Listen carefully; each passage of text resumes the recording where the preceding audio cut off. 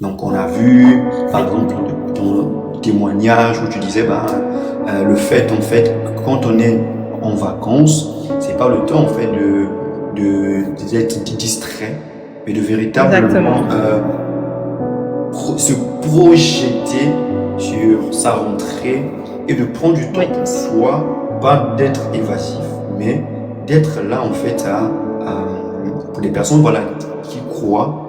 Parce que nous, voilà, on a dit que toi, en fait, ta méthode, c'était vraiment de te réfugier en Dieu pour te ressourcer.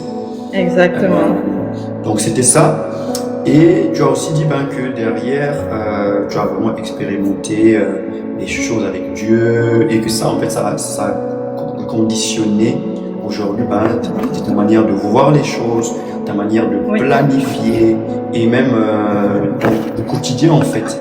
Donc, c'est pas oui, juste. Donc, on a. Ce qui a été retenu, donc tu me diras, c'est que la progression même dans ta vie, le fil conducteur, c'était en fait, et c'est encore le cas aujourd'hui, ta relation avec Dieu. Nous, en fait, on voit que Dieu, il n'est pas que dans la...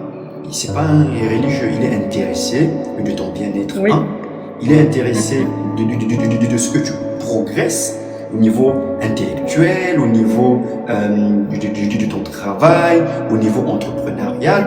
Et finalement, en fait, Dieu, il n'est pas que là, comme on voit beaucoup de religieux, juste pour aller à l'église.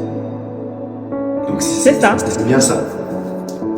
Non, mais c'est bien ça. Le Seigneur s'intéresse à la vie de Rima, de Kader, de Zara, de Valérie. En fait, quel que soit le bord que tu as, le Seigneur s'intéresse à toi. Comme c'est ce que je disais la dernière fois à notre premier live. Donc, si tu étais là, bienvenue pour la suite.